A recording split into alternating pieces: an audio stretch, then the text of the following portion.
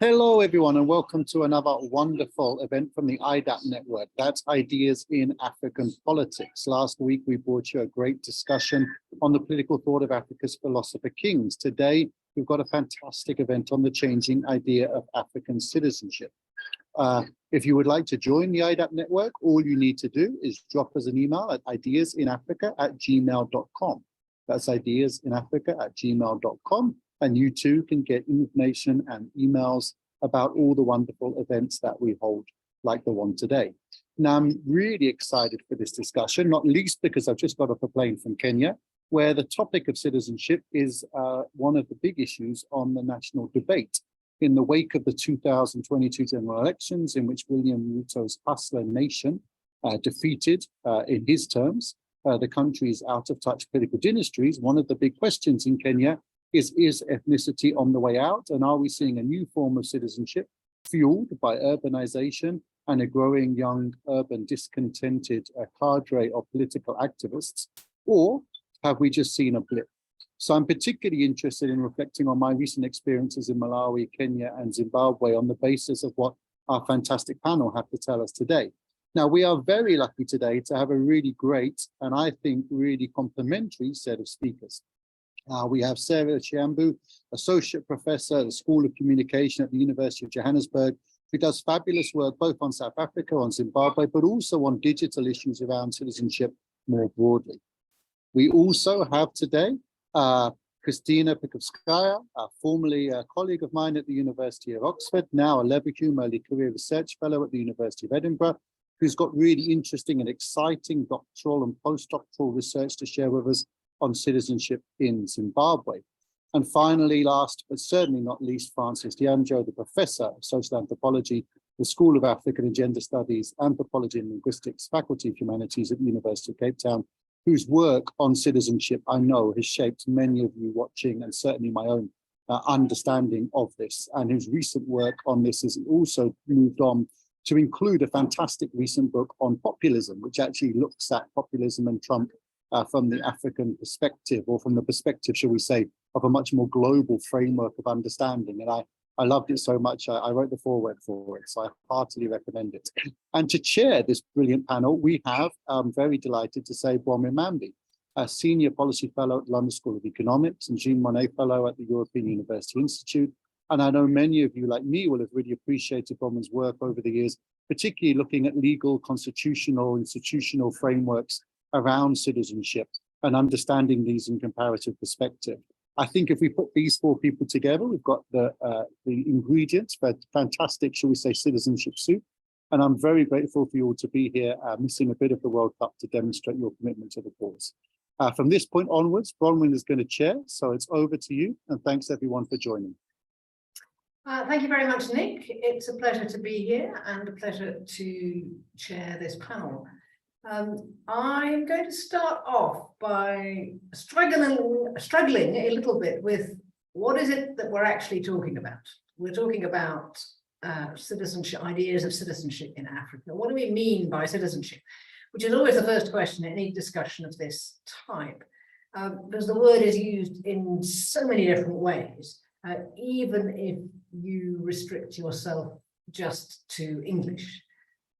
If you extend only to French, who can, in many ways, consider that they invented the concept at the time of the French Revolution, you have already a whole other sets of nuances about what's the content of the term citizenship, and or citoyenneté in that case. And then, of course, once you go into African indigenous languages and the translations of the term citizenship there, you've got another whole set of questions, an almost unlimited set of permutations of what we mean.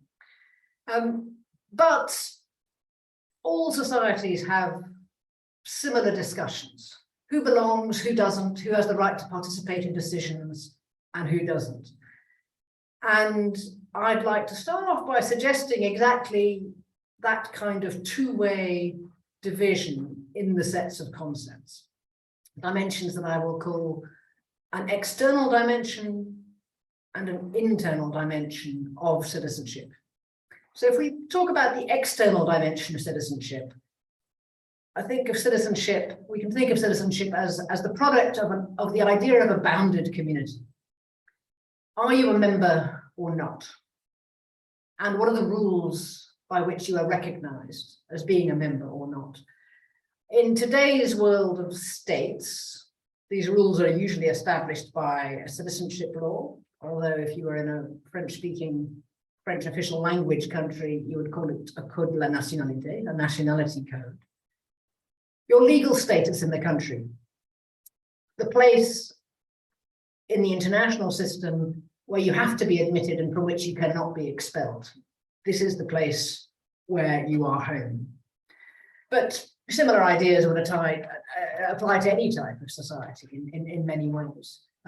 But in international or national law, those are the terms in which we think of it now. And then what are the rules by which you are a member of this state, by which you are a citizen? Is it based mostly on culture and identity and bloodline? Or is it based mostly on participation and place of birth and your contribution to society? So I'm thinking about those set of ideas of membership and belonging as being the external dimension of citizenship.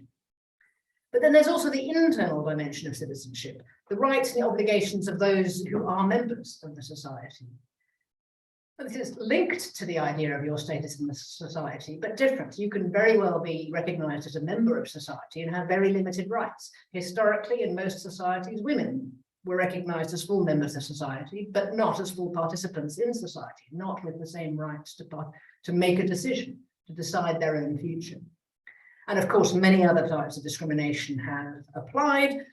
Of course, especially in Africa, given the history of colonization, in which historically people with my skin color had much stronger rights to make decisions than indigenous Africans.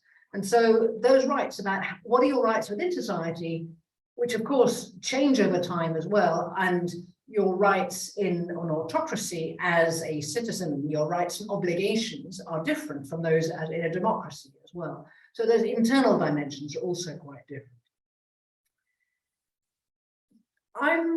With just those two kind of organizing principles, I'm going to cease my introductory remarks and hand over to our speakers, but asking them to kind of reflect as they speak on which way they're using the word citizenship as they speak, bearing those two dimensions or two very broad dimensions in mind.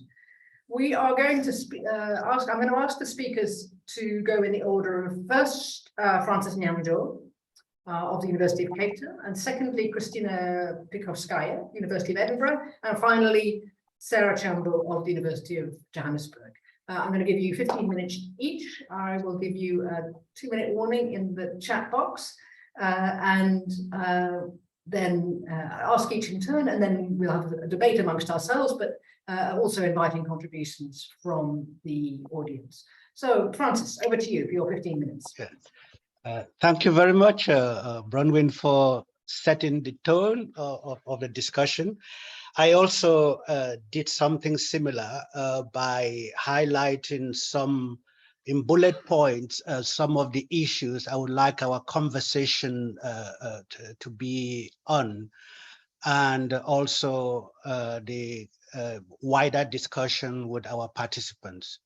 So I start off by saying that when I speak of citizenship and belonging in whatever form, it is usually to imagine and construct a living togetherness that takes seriously the reality of interconnections and interdependencies. One is and one becomes a citizen through relationships with others, and these relationships are usually institutionalized in one form or another. No citizen, however, no institution, human institution, and that includes citizenship, however carefully thought through from the outset, is perfect. Hence, the need to humbly, and I would add enthusiastically, embrace incompleteness as an organizing idea for understanding and citizenship and belonging. And I argue that there is power in incompleteness and in the need to be flexible, the need to factor in the fact that when humans move, when ideas move, when things move, and when institutions move, generally, we encounter one another in our incompleteness, we interact with them. And it is important when we are discussing citizenship to see how our ideas of it move and how they encounter others and what happens when those encounters take place. The second bullet point I would like us to bear in mind as we continue with the discussion is that citizenship is expected to mitigate the challenges of having to function as if one was living in splendid isolation. I believe if we lived in splendid isolation, we would have no business crafting any idea of citizenship at all. But the fact that we move, we circulate, our ideas move, and ideas of institutions move, we have to bring in citizenship as a way of mitigating the challenges of life in which we are forced as incomplete beings to interact with others. Whether we label it in an all-englobing fashion or in terms or use different instantiations of citizenship, the aspiration of citizenship to me is to be supported and to feel supported by the cultural, political, and economic communities with which human beings in their incompleteness and mobility identify through relationships, shared memories, commitments, and responsibilities. So that would be my second bullet point. Thirdly, citizenship is more about the community of belonging that gives us visibility, with whom our loyalties lie, and that comes to our aid when we are in difficulties. That's why we seek citizenship, and to be able to pull on the communities of which we are part. We demonstrate loyalties, and we expect loyalty in return and assistance by others.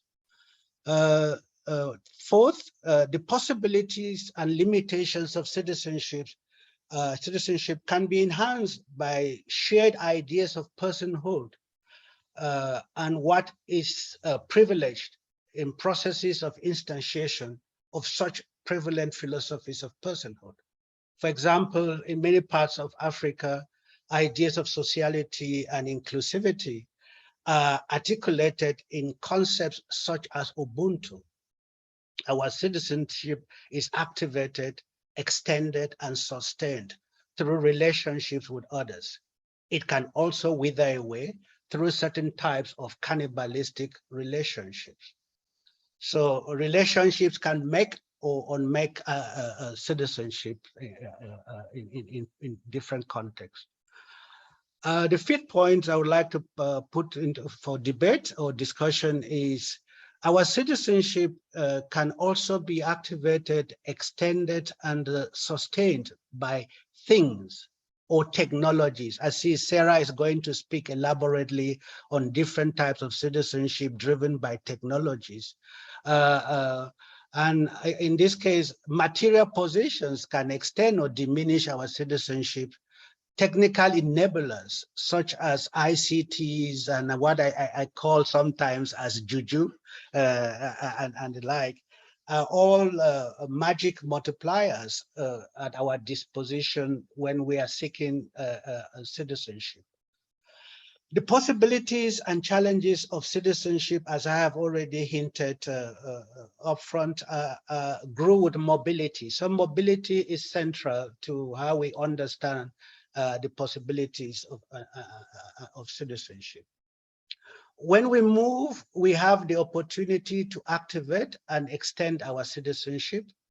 When we encounter other persons, things, ideas, beliefs, practices in motion, we can either be attracted by them, repelled, or indifferent to them. This has a bearing on our citizenship just as it does on the persons, cultures, places, and spaces associated with the encounters. Citizenship is about the power to define, to participate in definitions and the processes of their enactment. And another point is that with mobility, ambitions of dominance and struggles for freedom and inclusion, citizenship is never to be taken for granted. For those of us who have the habit of flying and the thirst for frequent flyer citizenship, we all know that we can't we can't rest on our laurels, and expect to maintain or improve upon the silver, gold, and platinum status that we have acquired in our frequent flyer endeavors. Lastly, I have found it over the years, I found it very useful in my studies of citizenship to draw on metaphors and proverbs. In a recently edited volume, we used proverbs and inspiration from Chinua Achebe to explore what it means to be and become African as a permanent work in progress. And in the Cameroon grassfields where I was born and with which where I have long cultural ties, and where I return every now and again for inspiration, there is a proverb to the effect that one person's child is only in the womb. And I could adapt that in my study of citizenship to say, if you really want to study citizenship meaningfully, you could consider it as one person's citizenship is only in the womb. And the idea that you are studying people who use citizenship as a way of extending themselves and attending to the challenges of incompleteness, then they are best seen in how mobility enables and at the same time bring into fore an element of complexity and nuance in how we articulate ideas of citizenship. And finally, very finally, there's an Achebe proverb that I like very much, in which he compares the world to a dancing masquerade. And he says that if a masquerade that is very nimble-footed in its dance requires as students those who are equally able to keep pace with that nimble-footedness. And I would say that citizenship is very much like a dancing masquerade. If you have to do justice to your observation of it as a scholar of citizenship, you are called upon, or you are best advised to be nimble-footed and nimble intellect in studying something that is constantly on the move or constantly evolving. Thank you so much, Bronwen. Return the microphone to you. Thank you, Francis. I will hold back from asking you questions right away and leave that to when we have more of a dialogue. And I shall hand over straight away to Kristina, who is going to talk to us about Zimbabwe. Thanks a lot, Bronwen. Thank you so much, Francis. I think my research uses a lot of concepts and understandings of citizenship that you've highlighted. I will focus more on the internal dimension of citizenship that Bronwen mentioned, as I'm more interested in people's experiences of citizenship under the impact of major socioeconomic and political changes. And in my PhD research, I explored how economic informalization in Harare, Zimbabwe affected the ideas and practices of citizenship in the informal sector. Even within one country, the ideas of citizenship vary widely, and considering the growing urbanization across Africa, it is important to understand how these ideas change in urban settings. Urban citizenship in Zimbabwe has come through a series of major transformations from colonial times. So under colonialism and white minority rule, there were very rigid rules about who has the right to be in the city, and among Africans it could be either laborers or domestic workers or formally employed educated people or married women. And at the same time, as Jocelyn Alexander showed in her research, entire groups of people were marginalized, and this included those who weren't formally employed and were called vagrants, loafers, loose women. And those people were effectively excluded from the urban citizenship pool. And the foundations of citizenship at that time were formal employment and various gendered notions of respectability that varied for men and women. So things started changing during the liberation struggle as many people migrated from rural to urban areas at that time. And the government had to loosen their rigid rules about urban citizenship, and if not accept, then at least to tolerate those migrants who now lived in transit camps, as well as various informal economic activities that started growing because of this urbanization. So after the end of the white minority rule, the cities in Zimbabwe were democratized and deracialized. And technically, all Zimbabweans now had full access to the urban space, although in the post-colonial government still had fairly rigid understandings of who had the right to be in and use the urban space. This was signposted by a series of evictions of people who were believed not to be proper citizens, as it were. So there were both changes and continuities with the colonial period. As widespread economic informalization started in the late 1990s, people who were retrenched from their workplaces, as well as those who could not find a job, switched to the informal sector and started using the urban space to earn a living as street vendors, hawkers, urban traders, service providers, and producers in unprecedented for Zimbabwe numbers. Evictions of vendors from the sites that were not designated eviction of vendors from the sites that weren't designated vending sites by the local authorities were becoming regular, and especially in the city center. Most notoriously, in 2005, the government carried out Operation Rambatsvina, or Clear Out the Filth in English, which targeted what was deemed to be illegal structures, such as housing, vendor stalls, and many others across Harare and way beyond it. And as Sarah Dorman argued in her article, in this event, the government demarcated the boundaries of urban citizenship with productivity at its core. As they claimed, they did not make anybody homeless because every Zimbabwean citizen was supposed to have a rural home, so people who do not have sufficient grounds to be in urban areas should have returned there. So once again, the government stressed that formal urban residence, productivity, and employment were necessary to be a proper urban citizen. But what about all those who became street vendors and cross-border traders or engaged in home industries as a result of economic crisis and informalization? In my PhD thesis, I put forward a twofold argument. So firstly, economic informalization in Zimbabwe resulted in a major socio-political rupture, a great divide between the modernist thinking, which stemmed from the colonial and early post-colonial experiences and dominated urban life, and the reality, which to many people became about survival in the informal sector. And in this context, many post-colonial modernist ideas and lifestyles were no longer attainable for a lot of people. For example, transition from school and especially university education to formal employment, home ownership within city boundaries, or public service delivery. This became a major grievance for many people who now relied on the informal sector as a source of livelihood. This modernist mindset shaped many approaches, policies, and actions of the government, local authorities, political parties, civil society, and even ordinary people in the informal sector, which led to the marginalization and stigmatization of informal sector actors at different levels. And this brings me to the second part of my argument. Since the reality became so different from the modernist thinking, informal sector actors had to reimagine and renegotiate what citizenship meant for them, and how the post-colonial foundations of citizenship applied to their reality. In particular, I used the concept of citizenship as a lived experience that allows us to understand people's political experiences in different socioeconomic contexts.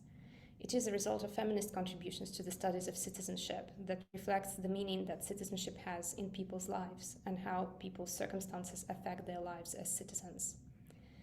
In particular, people in Zimbabwe started debating what taxation, productivity, formal employment, and residence meant to them, and how these related to the understandings of the government and the early post-colonial ideas about citizenship. While there are many opinions about these issues in the informal sector, and new ideas of citizenship are still very much in the making and, as Francis said, work in progress, some interest and debates started emerging. For example, people started questioning the utility of formal employment because, while considered prestigious and respectable, it did not guarantee an easy access to cash. They also questioned the notion of productivity and the idea that street vending is not productive by definition, as some politicians argued. Some people also argued that residence in informal settlements was better and safer due to the collapse in water and sanitation infrastructure in high-density areas of Harare. Although the changes in the notions and practices of citizenship in urban Zimbabwe have been slow, they signify a shift in informal sector actors' understandings and practices of citizenship, which both move away from modernist assumptions and attempt to adapt to the prevalence of the informal sector. However, there is no consensus in the informal sector yet regarding any of these foundations of citizenship in the context of profound informalization. It is also notable that informalization led to the rise of associational life in the informal sector. And in my recent article at the Journal of Southern African Studies, I showed how 3 major informal sector organizations in Zimbabwe in the mid-2010s shaped very distinct notions of citizenship among their members. So one of them, the National Vendors Union of Zimbabwe, appealed to a classic rights-based understanding of citizenship. And members spoke clearly of their socioeconomic and political rights, trying to hold the authorities accountable. The second organization, the Zimbabwe Informal Sector Organization, cultivated the idea of the informal sector actors as business persons and entrepreneurs, claiming back the notions of respectability that the informal sector was denied from colonial times. And the third organization, the Zimbabwe Chamber of Informal Sector Associations, which was formed by the Zimbabwe Congress of Trade Unions, had the notion of collectivity similar to the one in trade unions. And it was very strong there, and it was the basis of their idea of citizenship. So they viewed their work as the game of numbers similarly to the trade unions. These processes were very important because they demonstrate how associational life in the informal sector can shape everyday politics and political participation of people in the informal sector. And overall, in Zimbabwe, grassroots ideas about citizenship have been evolving quite slowly and in a non-linear manner, and are very much in progress. And as Francis said, that citizenship, the ideas of citizenship are never quite complete. This is true in Zimbabwe's urban informal sector. And while people question the early post-colonial notions of modernity and of citizenship related to it, they aspire for the return of post-colonial modernity and the meaningful return of the state into their lives.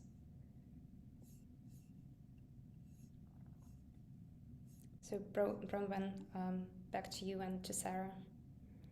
Thank you very much.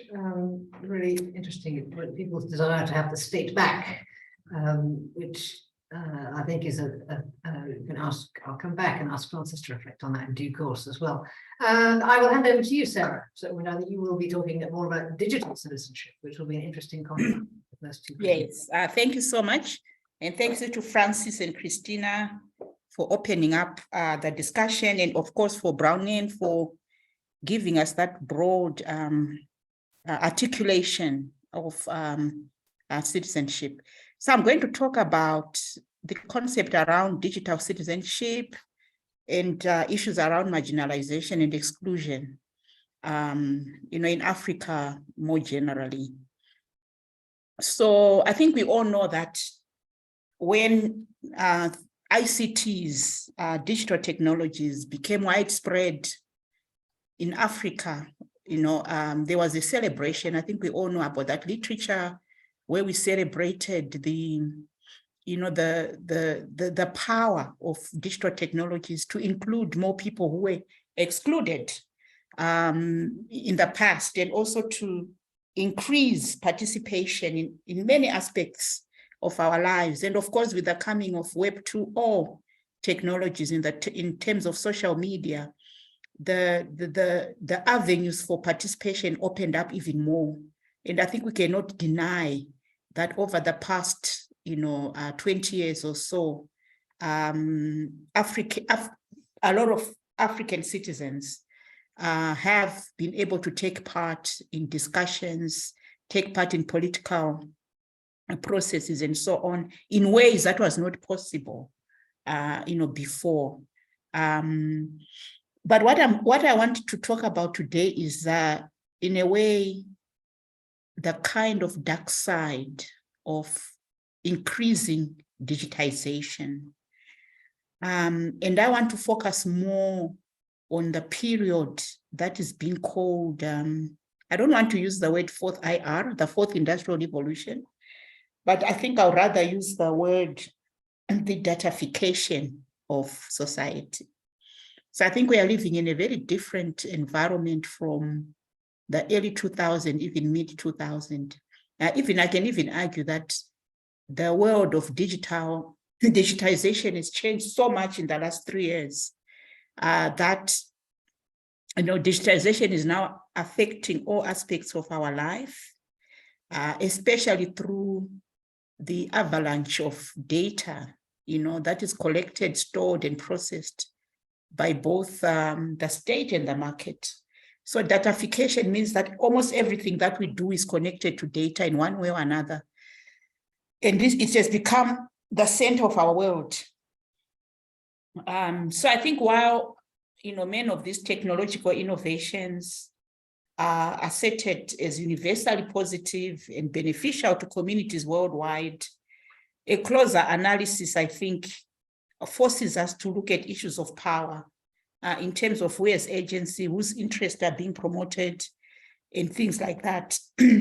So I'm arguing that datafication is not just a technical issue, but it relates to social, political, economic, and cultural issues, one of which is the whole concept of citizenship, or the practice, rather, of citizenship. So in my case, I think I would use both the internal and external forms of citizenship that Bronwen outlined earlier. So citizenship is about having rights, legal and otherwise, but it's also about inclusion and exclusion, personhood, belonging, and all those aspects. So how does data and citizenship collide? In what way are they colliding? So I think data, as I said earlier, are at the center of our lives, but they are also shaping citizenship practices. So a data-driven paradigm, I think, is constituting the core of this new form of citizenship that I'm going to talk about.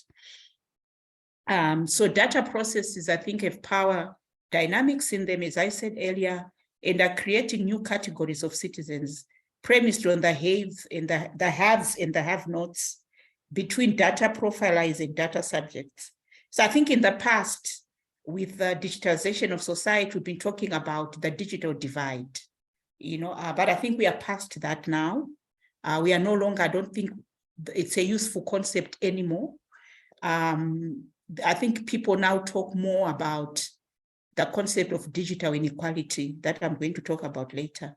So citizenship has become digital, where different digital systems are mediating the relationship between citizens and the state.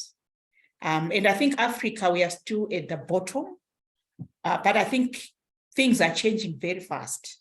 And I think these kind of debates, we should start talking about them. I know that in Europe, most of the processes of what it means to be a citizen are happening more and more, or are being mediated through digital platforms. And we are talking about applying for services, paying for services. We are talking about smart cities. We are talking about smart homes and all those kind of, things. And we shouldn't think that, Africa is going to remain where we are now. I think things are going to be changing. And I think in a country like South Africa, countries that are connected, for example, South Africa, Kenya, Nigeria, and so on, most of these activities of citizenship are happening online more and more. So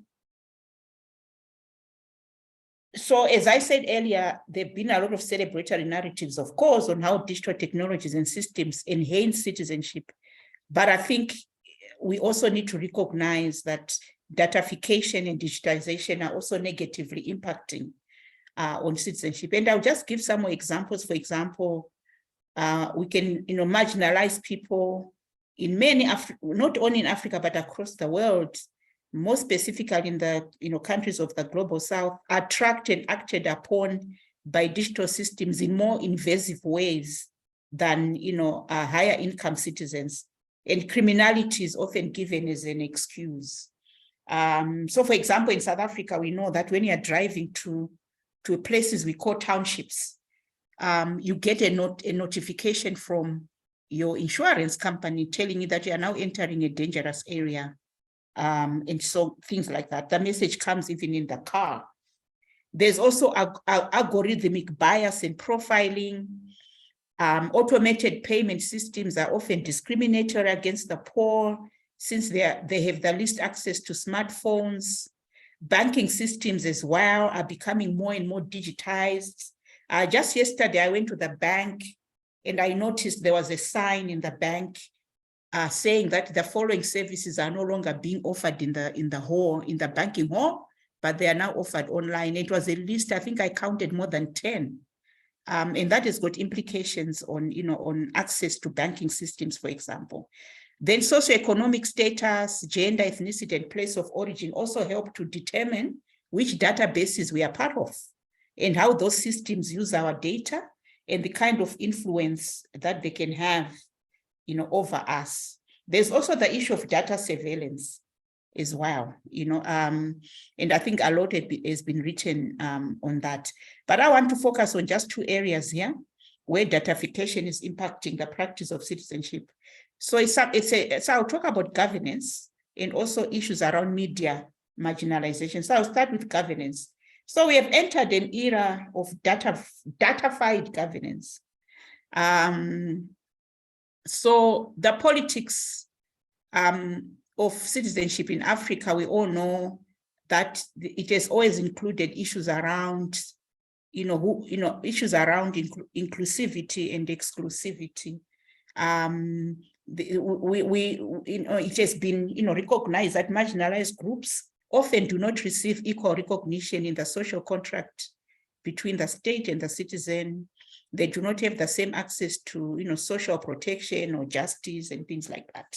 But now in the datafied society, this exclusion is becoming even worse. It's becoming, even worse, where we are seeing that social services are being increasingly techno-mediated, and those on the margins of society, are being excluded more. So this exclusion takes place, I think, on two levels. The first one is what has been called data discrimination. So research has shown that there are underlying prejudices and biases in data used to create AI algorithms, which can ultimately result in discrimination. So AI systems learn to make decisions based on training data, including biased human decisions, or they reflect historical or social, inequities. So for poor people who are not part of the system, it means that the algorithms do not recognize, that particular group of people. So Segura and Wei's board in 2019 wrote an article about this and about data discrimination, and they argue that capitalism is not similarly interested in the datafication of all social groups, whether for commercial or political goals. Other scholars have also argued that big data is not about society, but it's about users and markets. Therefore, big data is inherently biased in that it does not track or people who fall outside the particular markets or activities. Therefore, not every population is equally attractive to capital. Therefore, this means that information in big data sets is selective and exclusive of other people. This exclusion opens doors to new differentiated forms of marginalization and vulnerabilities. And this has got direct impact, I think, on the practice of citizenship. So apart from data discrimination, another form of exclusion, of course, emerges from that digital inequality that I spoke about earlier. So although Africa has 100% mobile phone penetration, access to smartphones, which make participation in the digital society possible, is still uneven. So even those people with smartphones in our urban areas, they face challenges. You know, for example, high data cost, connectivity issues in some areas, digital illiteracy. And of course, this is exacerbated by other infrastructural issues, access to electricity and fiber. So I've spoken about data-fied governance, where just taking part in e-government even, it's becoming more and more of a challenge because of the complex nature of digital technologies that keep on getting more and more complex as time goes on. And now there are also issues around facial recognition and things like that. Then the second part of how datafication is also impacting citizenship is in the area of media. And I think there's a lot of literature, and I think Francis here has written quite a lot on media belonging, citizenship, and things like that. So we know that there's a close link between media and citizenship. But now we notice that more and more media and other information channels are relying on data. So now there's emergence of data journalism and artificially driven news productions. These are some examples. So data journalism depends on big data. And I think we said earlier that there's discrimination on how data is connected. So we need to think that if data is often extracted from middle class and elitist groups and marginalized people are normally ignored, it means that their stories might not be told in an effective way. But even if such stories are told, for example, using data and AI-driven technologies, means that people in poorer communities are not benefiting from data journalism at all, because first of all, they don't even read the stories, they don't get access to the stories. And we also know that a lot of media, especially in South Africa, is going behind paid walls, that you need to subscribe and things like that. And also when journalists are collecting information to write a data-driven story, that database that they have access to might not have information that affects the poor because it's not there. The information is not there. Therefore, most of the stories I've noted around, most of the data-driven stories normally focus on urban centers and the elite and concerns of the elite. So it means that elite-wired audiences are the ones that now have access to news and information. And this then compounds the asymmetrical flow of information that has always been characterized by, the legacy media.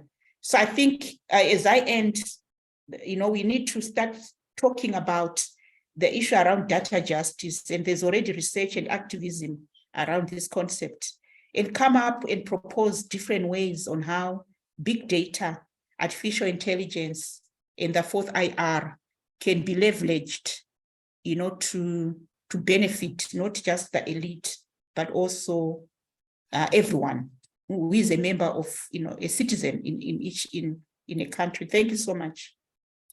Thank you very much to Sarah. I threateningly unmuted myself and you took the signal. What an amazing set of contributions. For the audience who are with us, we are a group that's small enough that anybody can contribute. I would like to recognize Prof. Fanola. It's a pleasure to have you in the room with us. But I will ask Francis to start off with. Would you like to respond to Sarah's presentation? I saw you nodding your head at a point there, but also with your idea about what is the technology difference? What does it make to your idea? What difference does it make to your ideas of incompleteness and technology as a thing around which we construct citizenship? Yes, thank you, Bronwen, I think I could speak to Kristina as well as to Sarah, because I think what they have said is illustrate in many ways some of the issues that I tried to foreground in my bullet point. And as they were speaking, I was taking notes. So for example, I like Kristina's idea of urban citizenship, and the prioritization of the urban by the modern nation state in Zimbabwe, almost as if those who do not pass the litmus test to be in an urban area need to go back to a homeland, which is often discussed in an unproblematized manner. And by so doing, denying the particular mobilities that led them to the city. So there's a way in which there's although mobility is an element of being, an element, something that citizens, universal to citizens, there's a hierarchy of mobilities in which they're carefully governed by those who police the modern nation state. So I thought that this modernist mindset that devalues certain forms of citizenship and creates this bifurcation that Mahmoud Mamdani drew our attention to means that the challenge in present day Zimbabwe, and I say all of Africa really, is how to see citizenship in terms of complementarity, not in terms of purities of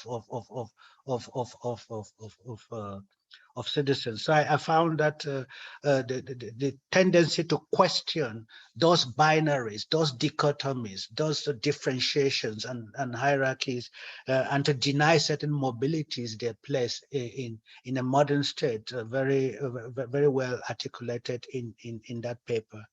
And for Sarah, of course, the idea of digital citizenship is one form that I mentioned, but how we move where to complete ourselves as not incomplete beings, because incompleteness is a universal.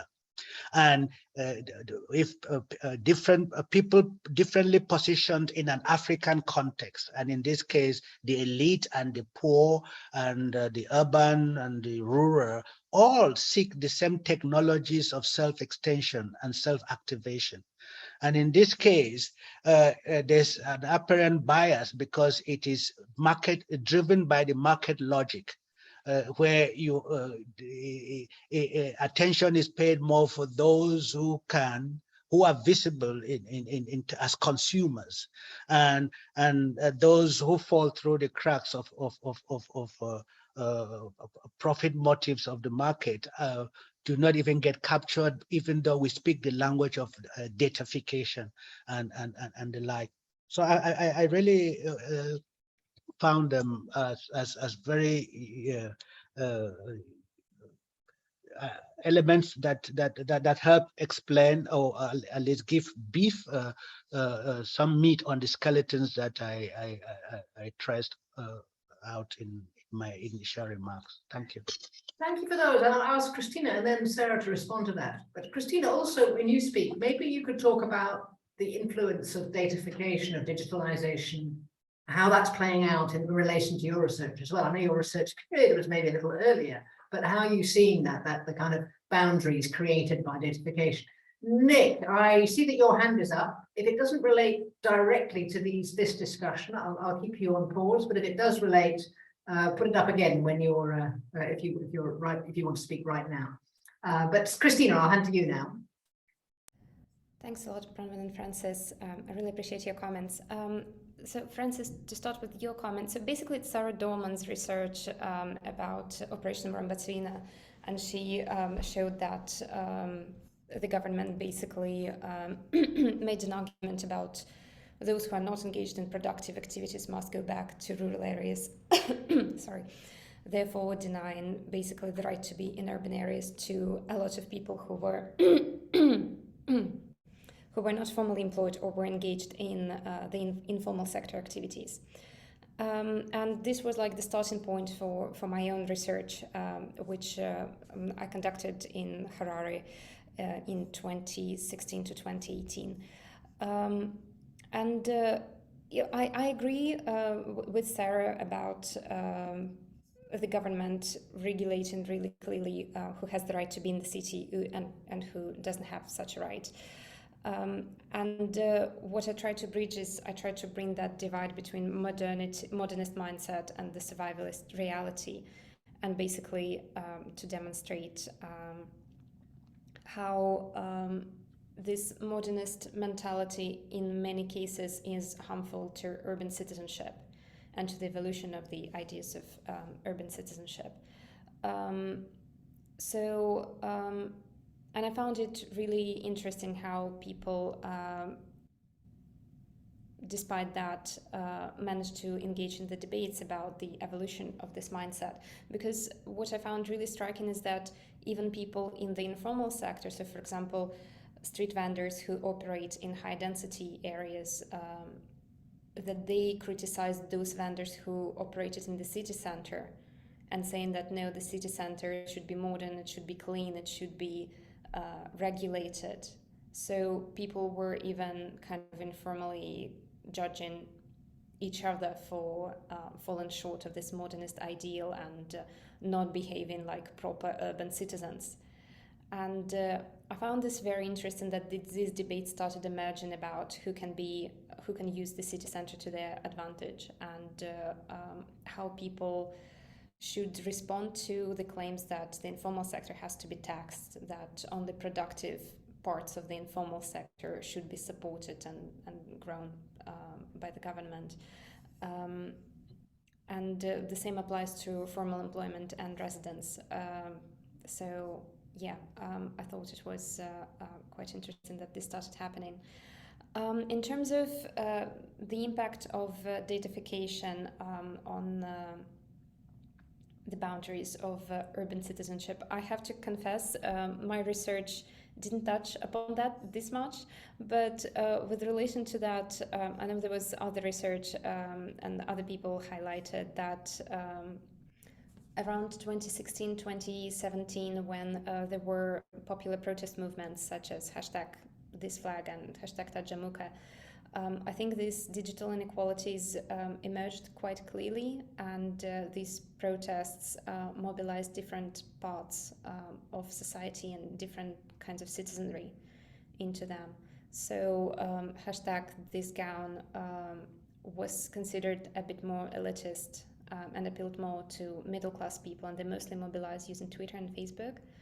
And #Tajamuka mostly mobilized the urban youth and poorer people, and they mobilized mostly through WhatsApp. And so these kind of digital inequalities were quite interesting. I think digital inequalities also play a significant role in associational life in the informal sector, because a lot of organization is taking place through online platforms. So people who can't use smartphones for different reasons, either because they don't have the skills or they don't have the ability to acquire a good smartphone and stable internet connection and data bundles and everything like this.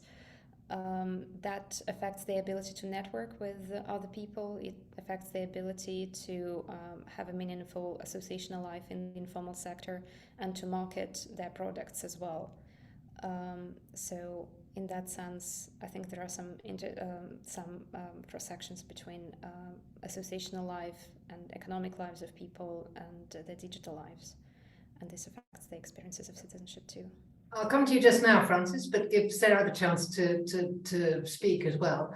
And Sarah, I went to a very interesting talk the other day with somebody thinking legally about, do we need to expand the classic grounds for discrimination, race, sex, etc., to include access to a smartphone? And how would you think about that? So there's a sort of horizontal relation to how do we relate to each other, but more particularly, how do we relate to the state in the context where, you know, you want to get a birth certificate for your child, and they say, oh, well, everything's available on the e-portal, and you can't go and queue in an office anymore. How do we think about that in terms of what it means for our citizenship? Yeah, thank you. You know, I've always argued that citizenship is always been mediated, either through legacy media, through meetings of community village meetings, or through invited spaces or invited spaces, but it's always mediated by something. And I think increasingly, we are realizing that it's being mediated through digital technologies. So I think one thing I didn't talk about, and it sort of reminded me when Kristina was talking about urban citizenship, is the whole issue of WhatsApp groups.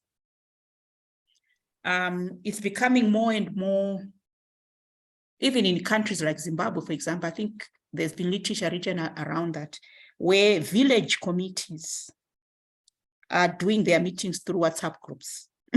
Even the grandmothers, everyone has got a WhatsApp in Africa, you know. Community meetings, village meetings, everything is happening over WhatsApp group. And there are, of course, power dynamics as well, that go in that space as well. So more and more we are seeing this happening, online. And someone presented a paper on Zimbabwe, actually, about on TikTok, and how TikTok has taken over, not just people who are elites, but also people who are marginalized. They're having their own TikTok, pages in Zimbabwe, talking about their sense of belonging and what it means to be Zimbabwean, and some of the challenges that they are facing.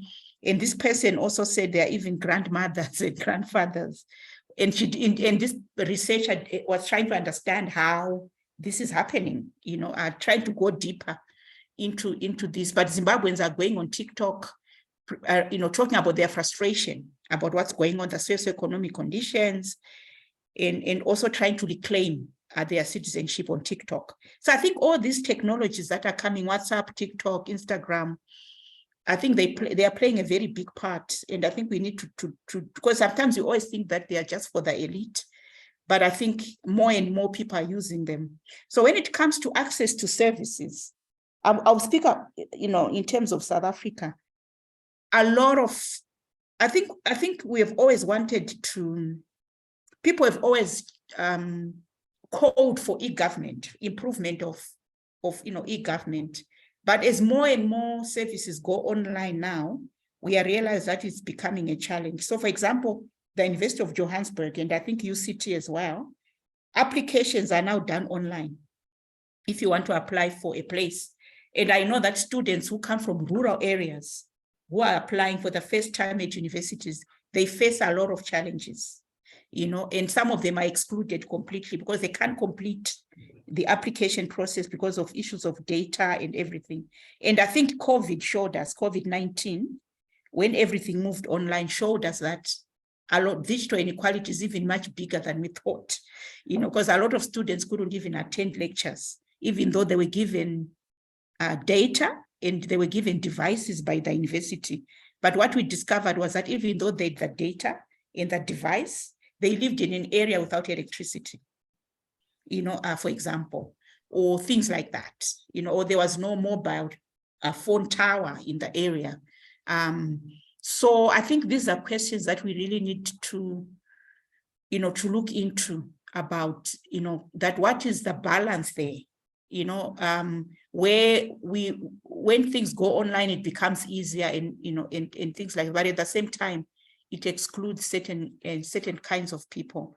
And like the bank thing that I gave you, the example of the bank, it's not even optional now. They just tell you that these services are not offered anymore in this bank. And government is also, most government services are also moving online, and there's no option for the offline or face-to-face engagement.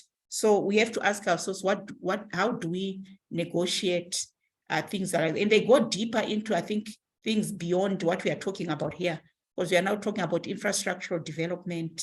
We are talking about the rollout of fiber, and those are more political economy issues that go beyond what we are discussing here. Nick, I'm going to come to you. You had your hand up earlier and ask for your contribution, and then I'll come to you, Francis. It was just a reflection which you sort of got to quicker than me, Bronwen, on the sort of cross currents. So I'm thinking about, how does citizenship emerge and how does it change? And we have a number of different models for that, right? So I'm going to do a bit of what Mamdani tells us not to do history by analogy. But we have a model from Western Europe which is based on industrialization. We have a model from Latin America which isn't so much based on industrialization, but there's a component of that, but there's a lot of urbanization. And we have Holston and others talking about insurgent citizenship in urban cities, of the sort of citadels of this. And then we have the African context, right? And one of the things we know is that most of the societies we're talking about, we have very low industrialization, very low manufacturing. So when that's not the driver of citizenship, we do have raised population density in a lot of urban areas in the urbanization process, although that still looks slightly different to the other contexts that I just mentioned. But we also have perhaps something that's different, which is that urbanization happening at the same time as digitization, which of course isn't true of any other part of the world. So there is a distinctive feature there. Now, that doesn't mean we should expect urbanization and citizenship to look very different, but I wonder if it does suggest to us that it could. So for example, is it possible that the fact that at some point everyone's going to be on a WhatsApp group together means that the kind of urban-rural demarcation we imagine in the past, and we sometimes imagine in Africa, is actually not going to be there in 20 years because everybody's going to be on the same digital network? Or, as Sarah said, is the digital marginalization going to mean that those exposure to that is patchy, but perhaps the patchiness of that isn't going to be a straightforward urban-rural split? There might be pockets of urban areas and pockets of rural areas that are disconnected from that. But I guess what I'm sort of asking is the idea of sort of citizenship coming out of urban areas, as Kristina sort of put it so eloquently, is partly based on a kind of idea that urban Africa becomes, as a modern understanding of citizenship, and rural Africa has a traditional sort of, a Mamdani kind of decentralized despotism view. And I wonder whether that's worth challenging. And I wonder this partly because, in the research that we did for the Moral Economy of Elections book, one of the things we found was that people in rural areas were not more likely to be willing to sacrifice democracy. They were not more likely to say that it was okay to have your vote bribed. They were not more likely to say it was okay for the government to infringe on your freedom of speech. So I guess my question is, do we sometimes exaggerate the urban-rural difference when it comes to citizenship? And is it possible that a sense of citizenship could evolve that would actually be more uniform across the country than was the case in other parts of the world that urbanized in the past? I asked that question from total ignorance, I should say. I have no idea if it's even a good question, but I really enjoyed the panel. Thank you, everyone. Just to piggyback on that, I think the Afrobarometer data is fascinating on this stuff. In one of their rounds, they asked a series of questions about, do you identify more with your ethnic group or with the country as a whole? Something like 80% of people said either they identified only with their country or equally with their country and their ethnic group. Another 10% said more country than ethnic group, and only 10% said either more ethnic group than country or only ethnic group. So I think the kind of cliche view that's often there that kind of citizenship is in the rural areas in particular is irredeemably segmented or more segmented in Africa than other continents.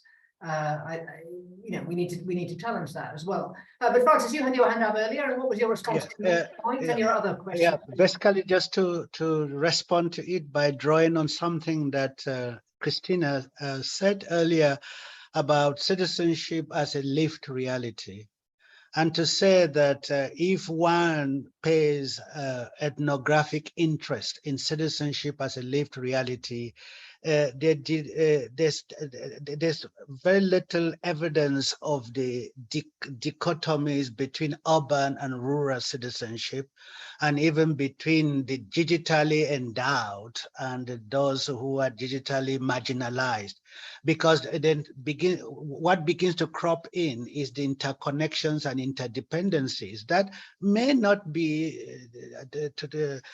equally strong across the board, but there are elements of it that anybody who lives in the urban also has relationships with people in the rural, and the frequent rurals once off and so on.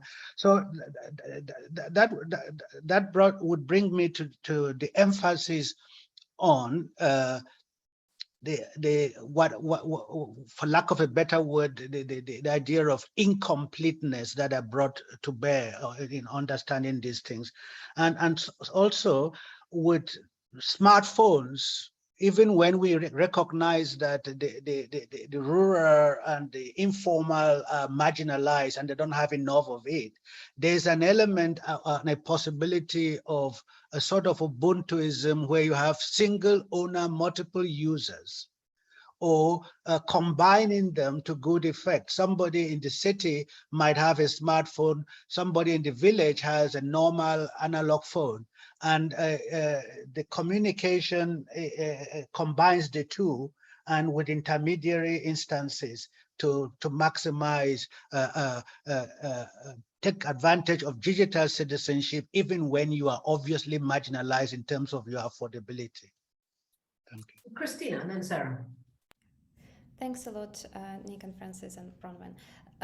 I think partly this distinction between this division between rural and urban is somewhat exaggerated, because there is constant flow of ideas and resources between those people who are staying in urban areas and their families and communities in rural areas. That's one of the points. And of course, the ideas about citizenship and politics more broadly, they flow back and forth. Secondly, this is probably not very representative, but when I was doing my research, I also included some questions about how people are feeling about the divide between the rural and the urban, and whether as citizens they're better positioned in urban areas, or if they think that people in rural areas are experiencing citizenship in a different way. And the responses I was getting were quite different. So some people were saying that it's equally bad everywhere, and others were saying that actually in rural areas there is like more patronage, more surveillance, things like that. So they felt freer in urban areas as citizens.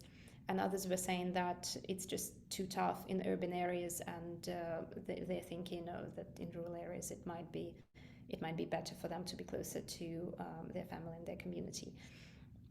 So it varies quite a lot, and I think it will be interesting how with digitalization it would develop in the future, and whether these boundaries would break down even more. But I think where the boundary still persists is where citizenship meets the ideas of citizenship meet the ideas of modernity, because the ideas of urban modernity and the modernity that urban areas are supposed to deliver, they're quite different from what people expect from various notions of modernity in rural areas.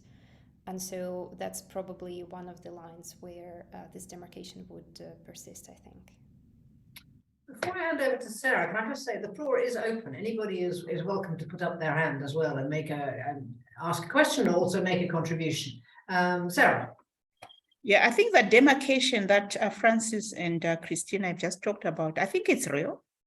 I just want to give you an example. I did research on how rural people in South Africa use and appropriate media. And media, it was both, legacy media, digital media, and so on. So it was my first time, because I don't come from South Africa, I'm actually from Malawi. I'm Malawian. So it was my first time to go to rural South Africa. And I discovered when I was there that the things that concern us, they didn't know anything about it. Issues around xenophobia, because that's what I remember at that time. It was the big debate in the urban areas in South Africa, you know, the issue of xenophobia. So I thought when I went to rural areas, everyone would be talking about xenophobia because that's what consume us in this part of the other world. And no one talked about it. They didn't care. You know, it's not a big issue around. Then it got me thinking that sometimes we've got a tendency, us in the urban areas, that our sense of the way our practice of citizenship or the things that concern us are the things that should concern everyone else. So when we go to the rural areas, we want to extend our lived realities to them so that they feel like they are part of, you know, part of the nation or part of the nation state and everything. But they were surprised that us, we're coming from the urban areas, didn't know some of the things that concern them.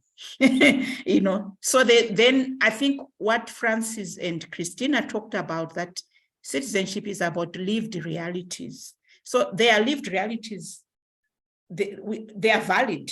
There's nothing wrong with the fact that they might not know or be concerned about things that concern us. So I think that's very, and what I realize is that in many cases, in many instances, things that we are talking about, things around belonging, you know, issues around you know, rights, human or socioeconomic rights, or anything to do with what we consider citizenship issues, are mediated through the media and increasingly through Twitter and social media and everything like that. But you notice that in many African cities, the people who are on Twitter or the people who can access media are very small, tiny, but we think we own the world. We think we are the world because of those things consume us on a daily basis. And that's all we talk about and think about. But you realize that there's a lot of more people who are not even in discussing those issues at all because they are living their lives, you know, and they're concerned about other issues that might not be covered by the media, or they might not be on social media, on Twitter. So I just wanted to bring that dimension as well. Thank you. Thank you very much for that. I have a question for Francis, which is directed to you as a good Cameroonian, and the degree to which the different colonial heritages affect this discussion. Do you see the debates being essentially the same in British territories and former French territories? Or does the colonial heritage still have knock-on effects of the way that citizenship is debated in African states? There's something that Kristina said that provoked me to ask the question. She was talking about, you know, the kind of post-colonial assumption of the way that the territory, well, it wasn't directly ruled from Britain anymore, of course, but nonetheless in a sort of British legal framework about how society should operate, and then how that you know, there was a rupture in 1980, but then also a later rupture in around 2000 with a sort of crisis. And how do you see those different things playing out in territories of different heritage? Or are we now at a point where actually the discussions are different and that those divisions are no longer so important? Maybe I could answer by drawing on two halves of Cameroon. The Anglophone half. That's why I asked the question. And the Francophones. The Anglophones have this partly imagined idea of Britishness of being, the Anglo-Saxon traditions, and partly real, but it's all it's more imagined than real. And they construct themselves in opposition to Francophones, who are very subservient to an all-powerful state that dictates from the center, and the law is not to be questioned, it's not to be debated, and the submissive citizens, the submissive who are reduced to the level of the subject of the state. Rather than, you might talk of the subject of a monarch, but in this case, the state develop monarchical pretensions, and you're supposed to obey unquestioningly what the rules of the state and who articulates it, who the messengers of the state are. So in that case, you'd see again it's partly articulated in abstraction, but it informs some of the tensions within the society in terms of we claiming our freedoms, our rights and freedoms as a community that feels suffocated by an all-powerful state and uncaring, and also added dimensions of irresponsible. So for Cameroon, that would be what I would say. You can find the answers within the same, but in terms of cultural expression, you would see that again that separation is more political than lived. In lived realities, you see the flow of cultural practices across that and ideas of being and language, food, things that you love when you are in the city and so on and so forth. You see that mutual influences that have a sense of an ongoing conversation that belies the strictures that we find. So just to say that the conversations, again, over and above Cameroon as an example, the conversations are becoming similar the more we participate in networks together as scholars, Codefria being one of them, where you have francophones coming together with anglophones debating matters of the continent. You have today Macron has set up in collaboration with Chiumbu a Center for the Study of Democracy. And I imagine citizenship will be part and parcel of that at WITS, and it will spread. So there's going to be a common currency and the common indicators of what matters when we are doing research or making statements in scholarly statements about citizenship and belonging on the continent. And again, you can't bypass the new information and communication technologies, the idea of datafication that is both Anglo-Saxon and French, and as every part of the world is involved in it, primarily driven by profit, but also by how to govern and tame your citizens and subjects as you see fit. So I think. Kristina and Sarah, have you got any responses to what Francis just said, or just generally final remarks, since we need to be wrapping up soon? Nothing from me at the moment. Nothing from Kristina either. Does anybody from the wider audience like to come in with a comment or a question at this point? Otherwise, I think actually Francis's remarks were very nice wrapping up comments, in fact, for the discussion. And we're about 5 minutes ahead of time, but I think that I'll probably wrap up the discussion there. Thank everybody very much for participation. It's been a fascinating discussion. I think we've ranged so widely, but this idea of, well, what is it that we're talking about here? And is it the same discussions that we were having 60 years ago, or how has data and digital moved things forward, but also the kind of cross-fertilization of different discussions that Francis was just talking about as well, that kind of how debates are moving forward and actually becoming a common debate as well. The digital discussion is bringing us closer together, but at the same time separating us, and the same question to come back about who is in and who is out, and who has the right to make decisions. I think as a subject area that we've ranged across. Nick, can I hand over to you for a final question or a final remark, and otherwise we'll wrap up. You can. Well, just to say thank you both for being a fabulous chair, as we knew you would be. You've done a wonderful job of, as you say, a wide-ranging discussion, which is not always easy. Thank you everyone for watching. This will be online soon, so lots of other people can watch it. And please do check out the Ideas in African Politics Network. We're hoping to have a workshop soon to bring out an edited collection of just this kind of discussion. So really, it's just to thank all of you for inspiring us today. And hopefully everybody will stay in touch and we can keep the conversation going in the weeks and months to come. Take care, everyone, and thanks so much. Thank you. Thank you very much. Thank you. Thank you, everyone. Bye-bye. Bye-bye. Thank you.